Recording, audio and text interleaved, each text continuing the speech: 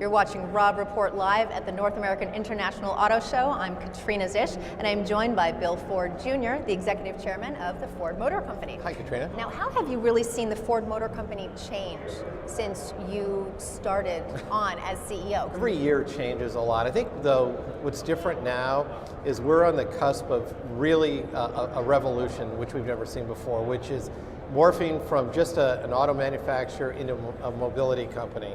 We have cities around the world which are literally in gridlock. And so we're already seeing things like Uber and Lyft, and some cities restricting cars into city centers. And so this whole world of urban mobility, how we move people around, will change and it is changing, but it'll change even more in the next few years.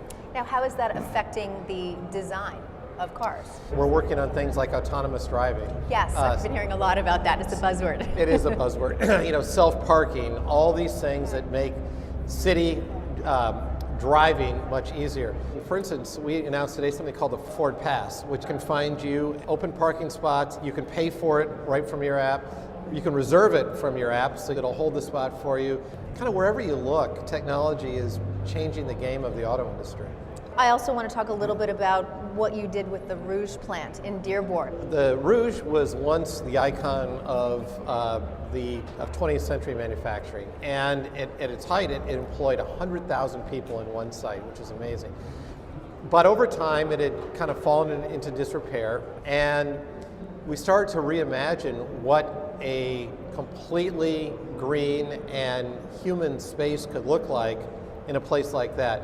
So we started, and we had no idea where this journey was going to lead us. So today, it is the most sustainable manufacturing site in the world. I heard there's grass on the rooftop. It was the largest grass roof in the world. I think there might be one larger now. How dare they? I know, how dare they? But the other thing that's cool is we've captured the paint fumes, and we're reusing that to power our fuel cells, which are help powering the plant.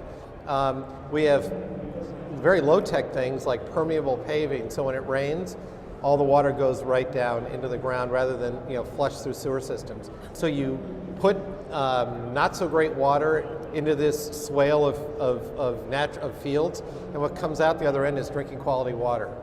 Very low-tech, but very pretty to look at and very effective.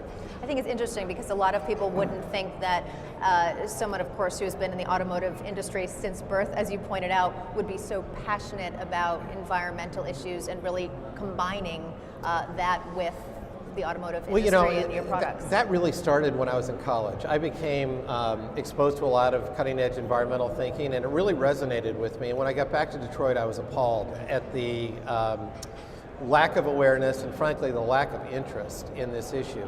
Yeah, it was a long struggle to get our industry and my company the head wrapped around it. But one of the things I feel really great about is in 2014 we were named the world's greenest company, not just autos, but of any company. And that showed me how far we'd come in the journey. Bill Ford Jr., thank you so much. Thank you so much. It was really nice to see you. Great to see you Thanks. too. Katrina Zisch, and you're watching Robb Report Live.